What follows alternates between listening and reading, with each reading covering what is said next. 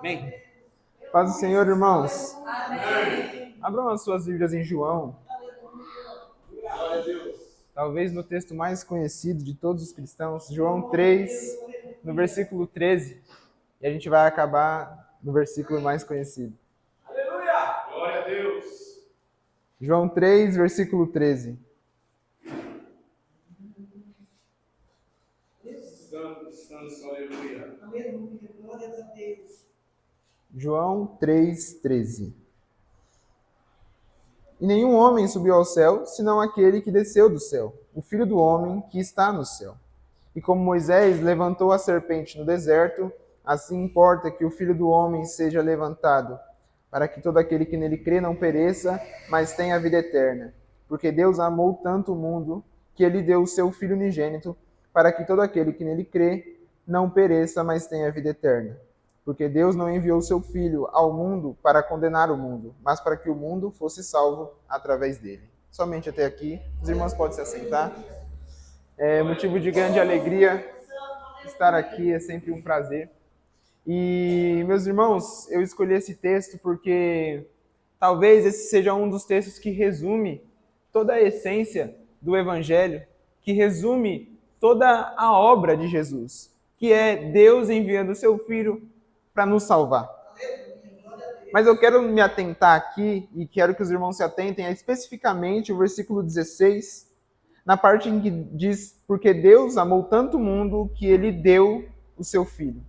Porque hoje eu quero falar, eu intitulei essa mensagem como o verdadeiro Evangelho. Eu já vou deixar a oferta da migração aqui, senão eu vou esquecer. Então tá aqui já. Mas eu quero voltar com os irmãos sobre a essência do Evangelho, porque a gente tem visto e tem vivido uma sociedade cada vez mais evangélica. A gente hoje representa 30% da população, e 30% da população é mais ou menos 60, 70 milhões de pessoas no Brasil. Os estudos estimam que daqui a uns anos a gente vai ser 50%. Então hoje a gente já pode se dizer um país evangélico. Mas de certa forma isso nos preocupa, porque o número de evangélicos cresce, mas o número de corrupção também cresce, o número de assaltos também cresce. Então há uma incompatibilidade com esses dados. Porque se ao mesmo tempo que o número dos que são nossos cresce e coisas que são contra nós, contrárias ao que a gente prega, cresce, há algo de errado. E cada vez mais a gente tem visto se disseminar ministérios e pregações. Essas pregações são sempre em alta, pregações sobre prosperidade, sobre um evangelho muito triunfalista. E no final o evangelho que é antropocêntrico, ou seja, o homem está sempre no centro. E a gente começou a viver um sistema de religião que se assemelha mais com o paganismo do que com o cristianismo. E aí uma das marcas desse paganismo no nosso meio é justamente a gente visar lucro. E quando eu falo lucro, eu não estou falando apenas de dinheiro, mas de tudo aquilo que beneficia a gente de alguma forma. O Evangelho, ele tem uma extrema preocupação em inverter o que a gente tem como concepção de bom. Então, a gente trata como bom tudo aquilo que nos beneficia de alguma forma. Então é muito difícil a gente até falar que a gente ama, que é uma capacidade do ser humano amar, porque a gente só consegue amar quem nos beneficia de alguma forma. Quem já fez algo pela gente. Quem aqui nunca teve alguém que não ia com a cara, mas depois que ela fez algo que tocou a gente começou a gostar daquela pessoa. Porque a natureza caída do ser humano é justamente visar lucro, visar algo a mais do que ele já tem. A fonte do pecado, a fonte da queda do ser humano é justamente a cobiça. É o ser humano olhando para tudo que ele tinha e querendo sempre algo mais. O diabo ele nunca vai tentar alguém tirando algo. Ele vai estar sempre tentando alguém oferecendo mais. Quando a gente olha para a dinâmica de outras religiões, sejam ela Umbanda, seja ela o próprio Alcorão e o islamismo, há sempre uma dinâmica de entregar para receber algo. Em outras religiões, eles entregam oferendas para que eles recebam proteção e o que eles dizem na religião deles. Por exemplo, no Islã, eles fazem o que fazem, tudo isso para tentarem ser salvos. A dinâmica do Islã é fazer aquilo que Alá disse para que, de alguma forma, talvez eles sejam salvos. Mas o Evangelho ele vem para inverter essa lógica. Porque ele disponibiliza salvação para todos. E ele diz que a salvação não é mais por obras. Então não há nada que o homem faça que torne ele salvo. A gente começa a se inverter porque as pessoas antes faziam para serem salvas. Mas no Evangelho elas fazem porque elas já são salvas. E por que eu estou dizendo isso? Porque a gente corre o risco de viver num ambiente evangélico, num país evangélico, e viver uma dinâmica pagã, onde a gente faz o que a gente faz para a gente receber, e não porque a gente recebeu. O Evangelho, meus irmãos, é sobre entregar. O maior exemplo que a gente tem é Cristo Jesus. E a história de Jesus é resumida em entregar. A Bíblia começa dizendo, João ele vai falar sobre a divindade de Jesus. Cada evangelho tem um propósito ao revelar as diversas facetas de Jesus. Então Lucas ele vai falar sobre o Jesus humano desde o seu nascimento, mas João ele é o único que se encarrega a falar do Deus humano, do Jesus que era também Deus. Então ele começa não falando sobre sua genealogia, ele começa falando sobre o fato de Deus estar no princípio. E ele começa dizendo que no princípio era o Verbo, e o Verbo estava com Deus, e o Verbo era Deus. João se preocupa em excluir a natureza humana desse ponto para explicar a origem divina de Jesus, que é eterna. E quando a gente vai passando por todos os ensinamentos, a gente tem um ensinamento muito bonito do nosso Senhor, que é melhor entregar do que receber.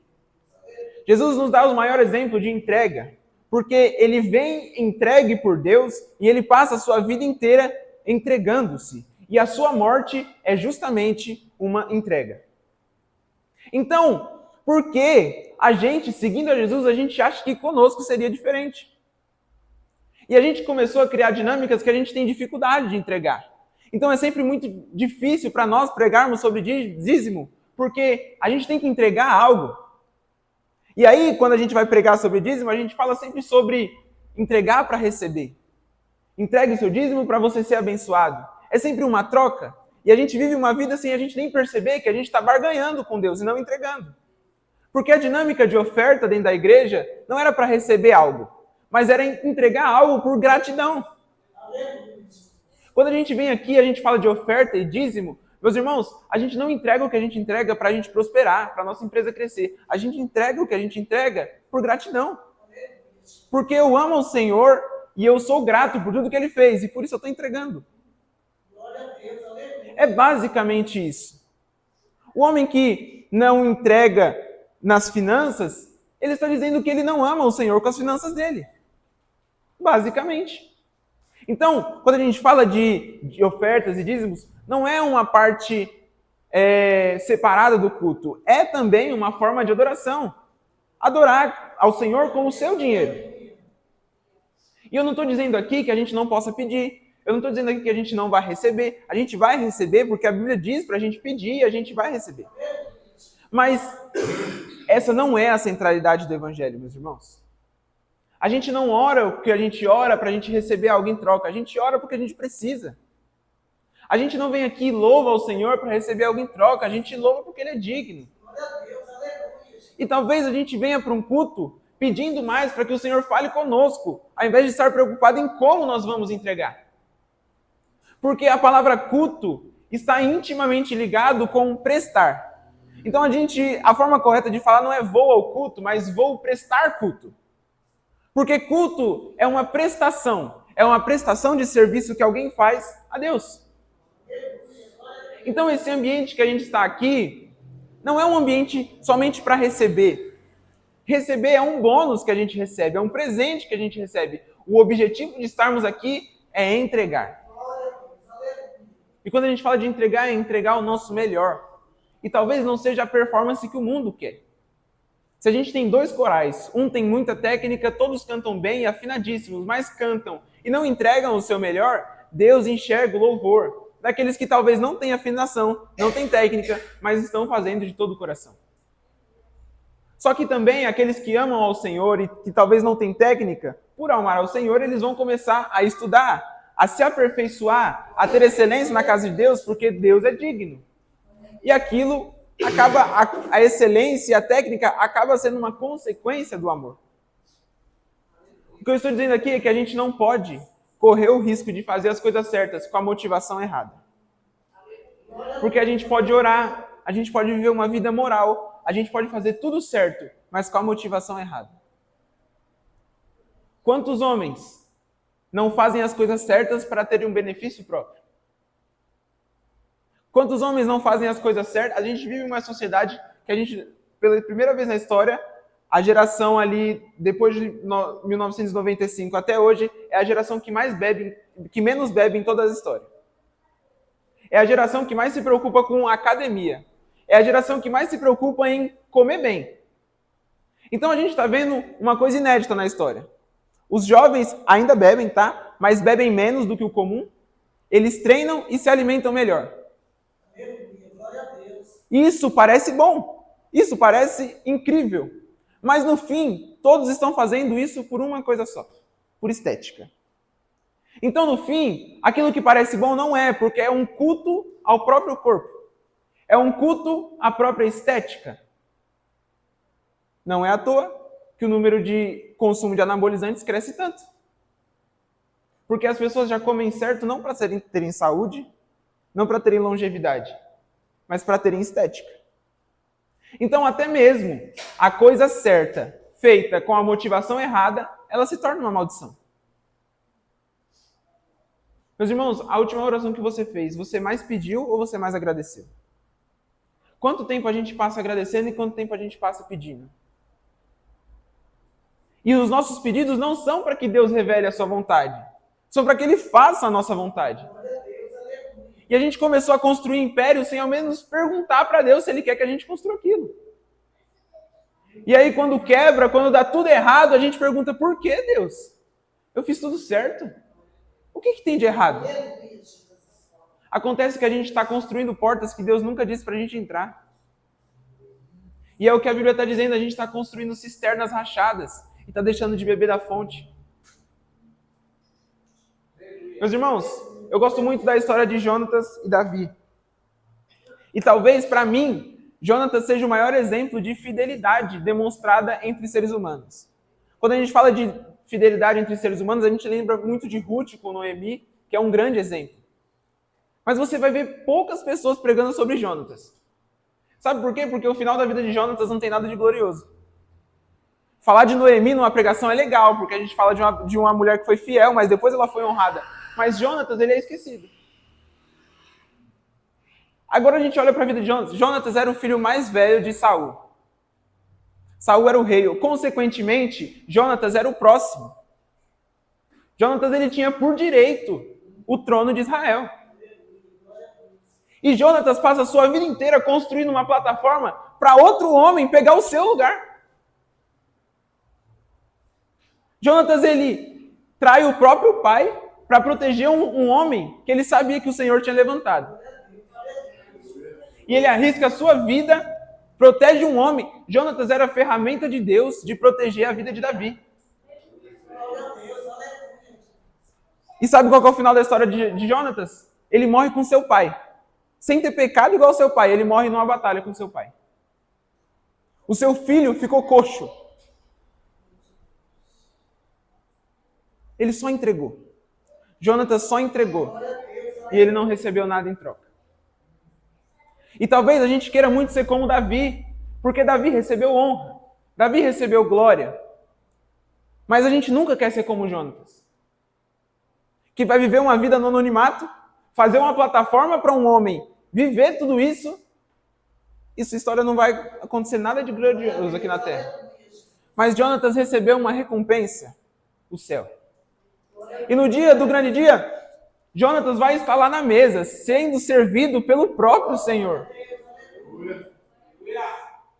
E a gente começou a tratar o sofrimento como uma parte da vida. Então é apenas um período da vida que a gente vai sofrer. E depois a gente vai chegar no nosso propósito, vai ser tudo lindo. A gente vai ter paz, prosperidade. E se a gente começar a olhar para a Bíblia, talvez nenhum dos discípulos saiu do processo. Porque eles sofreram do começo até o fim da sua vida.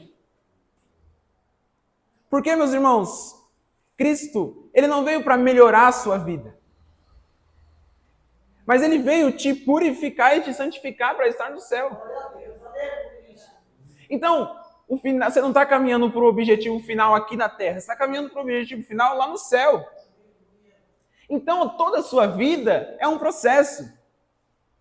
A gente fala que deserto não é lugar de permanência, é lugar de passagem, mas o deserto é a nossa vida inteira.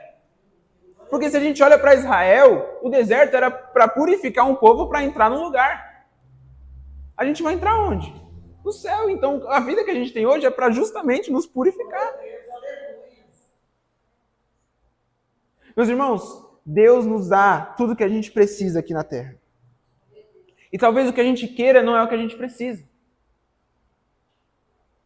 Talvez o que a gente sonhe não é aquilo que Deus tem pra gente. Tem muita gente confundindo sonhos com propósito. E você pode ver que a maioria dos homens que viveram o propósito de Deus não queria. Não queria aquilo. Quantos pastores não queriam ser pastor? Quantos cantores não queriam ser cantores? Mas por que, meus irmãos? Quando a gente entregou a nossa vida para Jesus, a gente entregou. E quando a gente entregou as coisas para Ele, a gente entregou tudo. A gente entregou sonho, a gente entregou projeto, a gente entregou plano. E a gente tem que estar em paz com o fato de que talvez Deus destrua alguns dos nossos sonhos. Porque Deus não é um gênio da lâmpada. Ele está aqui para te purificar. E a Bíblia fala que o nosso coração é enganoso. Talvez o que você lutou a vida inteira seja o que te destruiria e Deus não te deu para te proteger.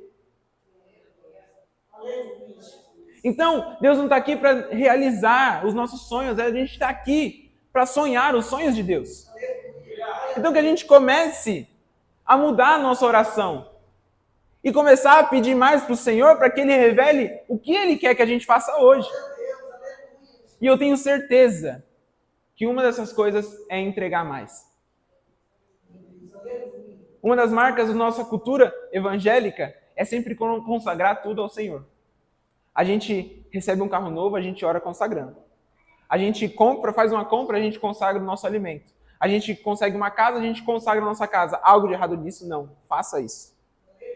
Mas entenda as responsabilidades que é consagrar. Esses dias eu vi um pastor dizendo que cuidado com o que você consagra ao Senhor. Porque tudo que o Senhor pegava e consagrava, Ele repartia. Então todo pão que Ele pegou, Ele consagrou e Ele repartiu. Então quando a gente consagra algo ao Senhor, lembre-se que aquilo que a gente consagrou a Ele, a gente precisa entregar.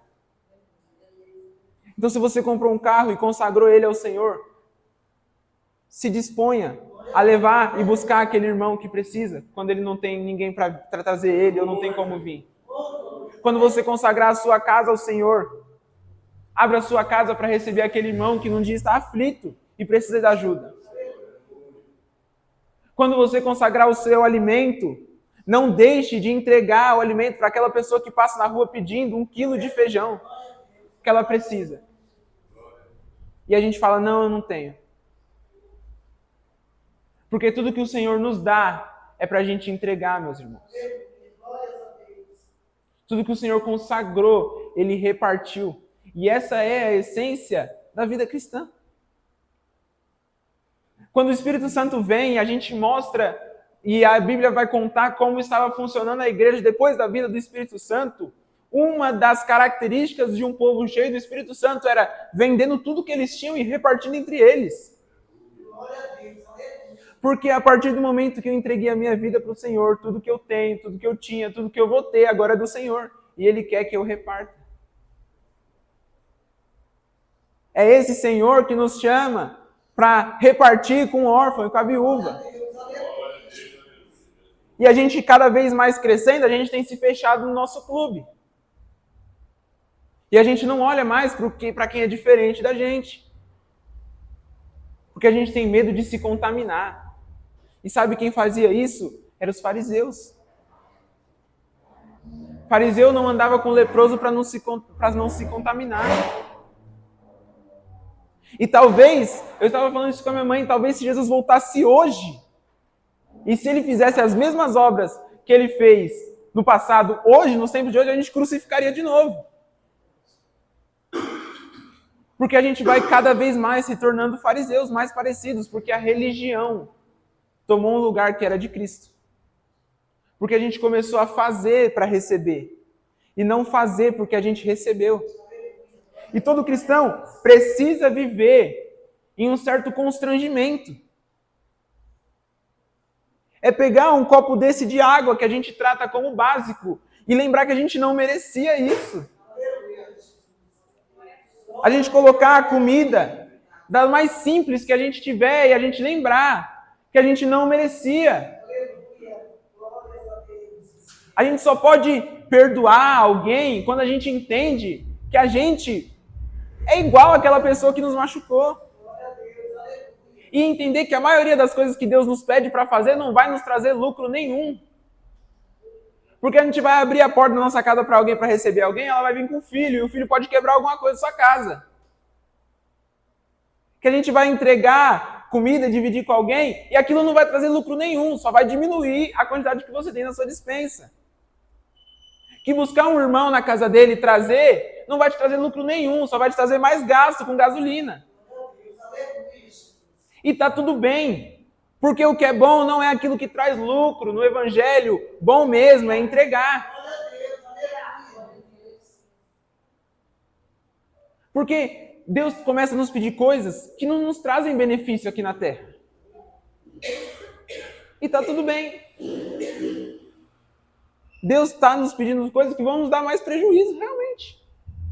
Porque perdoar não vai ter a melhor sensação do mundo, porque é muito melhor ter razão.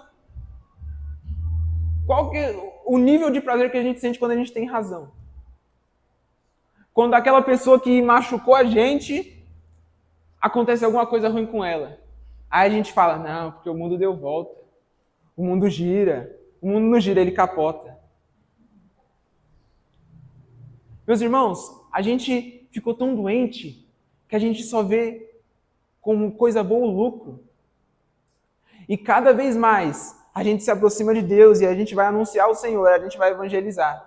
Aí a gente descobre que a pessoa tem depressão. Aí a gente fala, Jesus vai curar sua depressão. E ele pode curar, não estou dizendo isso. Mas percebe que a pessoa que vem só para ser curada, ela não está vindo por causa do Senhor. A pessoa que vem só para receber algo, estou passando necessidade, aí eu vou para a igreja, aí você vai prosperar. Esse é o discurso. E a gente começa a ver que talvez Deus não tire o espinho na carne. Que Jesus curou não foi para dar vida mais confortável, foi para salvar. Um homem é curado, um homem é liberto de um demônio, e ele fala, Jesus, eu quero te seguir. Ele fala, não, volta. Volta e fala do que eu fiz. Porque a salvação que foi gerada em você não para em você. Mas agora tem que ser espalhada pelos outros. Olha aí, a salvação que eu te entreguei, agora você reparte com os outros, com a sua família. Você foi curado das suas pernas e agora você pega a sua maca e anda pela cidade para mostrar quem fez isso por você. Porque a salvação que eu gerei em você, você agora tem que repartir com a sociedade que está à sua volta. Já percebeu que Deus nunca curou alguém escondido? É sempre alguém no meio do público? Ou ele pega alguém, ele curou, agora vai mostrar para todo mundo? Porque o objetivo não é dar uma vida confortável. É gerar salvação naquela pessoa e nas outras que estão à volta. Quantas vezes a gente foi edificado por um testemunho de um irmão? É basicamente isso. Salvação sendo gerada através de salvação. Por que eu estou dizendo isso? Porque a gente precisa repartir aquilo que o Senhor nos entregou. Deus te salvou. E agora você é testemunha. Testemunha é alguém que viu. Agora, se você não sabe como evangelizar, é muito simples. Sai e vai falar o que Deus fez por você. Essa é a dinâmica de evangelizar. É repartir aquilo que você um dia recebeu. Quando a gente deixa de evangelizar, a gente está guardando e retendo aquilo que Deus nos entregou e disse para nos repartir. Não é à toa que Spurgeon diz que um evangelista, um cristão, é um mendigo dizendo a outro aonde ele encontrou pão. E o problema é que a gente encontra pão e a gente esconde pra gente. E a gente se afasta e a gente faz o nosso clube evangélico. Todo mundo se veste igual, todo mundo pensa as mesmas coisas, todo mundo é igual, uma família normal, tudo igual. Mas tem alguém lá fora que é totalmente diferente da gente que precisa ouvir essa mensagem. E a gente precisa ir lá. Tem alguém na rua, num lugar que você fala, cristão não pode pisar aqui, mas precisava de um cristão lá, sendo luz. E eu não estou falando do cristão que vai nesses lugares como desculpa e se contamina. Eu estou falando daquele cristão que realmente foi salvo e que precisa estar lá para ser luz. Então, meus irmãos, que a gente viva hoje, a partir de hoje, uma vida que entrega mais do que almeja receber. Porque a realidade do Evangelho é justamente essa, sobre entregar. E Deus ele começa a inverter os nossos desejos. Hoje em dia, a maior direção, a maior prova que eu sei que algo que Deus está me falando para fazer é de Deus, é porque eu não quero fazer. Porque se é algo que eu quero fazer, provavelmente é minha carne que está querendo. E se minha carne quer, Deus não quer. Então, faça paz com Deus pelo fato de que Ele vai te pedir coisas que você não quer. Vai te pedir coisas desconfortáveis. E talvez o que você faça para Deus, Ele não dê nenhum lucro. Talvez você venha na igreja pedindo, Deus, restitui. Restitui aquilo que foi tomado de mim. Restitui o quê? Você não tem nada. Restitui o quê? Se tudo que você tem foi Deus que te deu. Então a gente precisa parar de cobrar a restituição de Deus de algo que a gente não tem. Porque restituir é devolver aquilo que era seu, você não tem nada mais. Nem sua vida é sua mais. E quando a gente começa a entender isso, a gente precisa estar satisfeito no Senhor. Porque a gente faz o que a gente faz, porque a gente já recebeu. Deixa eu te falar uma coisa, se você quer ir para o céu, porque lá não vai ter tristeza, porque lá não vai ter doença, porque lá vai ter muita riqueza, meus irmãos, a glória do céu não é essa. Não é à toa que Deus diz que o céu, o chão vai ser de ouro. É Deus dizendo que eu vou colocar tudo aqui que vocês tratam como valor e vocês vão ver que nada tem valor, porque o que realmente vai ter valor é a minha presença manifesta. O paraíso ainda seria o paraíso se tivesse dor, se tivesse doença e se não tivesse riqueza, mas tivesse a presença do Senhor. Que a gente vive uma vida hoje como será no céu, porque a alegria plena do céu não vem por estar no céu, não vem por não ter doença, mas vem porque a gente contempla e está em completa harmonia com o Senhor. E essa alegria pode ser vivida hoje. Não estou dizendo que não vai ter momentos de tristeza, mas a sua alma pode se alegrar em qualquer situação, porque a nossa alegria vem do Senhor. A Bíblia diz que os que olham para o Senhor estão radiantes. Então não espere encontrar alegria nas coisas que são daqui, porque você pode até conquistar e sentir uma alegria, mas ela passa e você vai querer algo maior. Foi assim no Éden e foi assim por toda a história. Porque só há um que pode satisfazer a alma de um homem, o próprio Cristo. Eu quero encerrar com a frase de C.S. Lewis, ele diz: se eu encontro em mim um desejo que nada nesse mundo pode satisfazer, a única explicação clara é que eu não fui feito para esse mundo. Nós fomos feitos para o Senhor, nós fomos feitos para o céu. E que a nossa satisfação e o verdadeiro evangelho seja sobre entregar e ter certeza de que a gente tem tudo, que é o Cristo Jesus. Amém? Eu agradeço a oportunidade.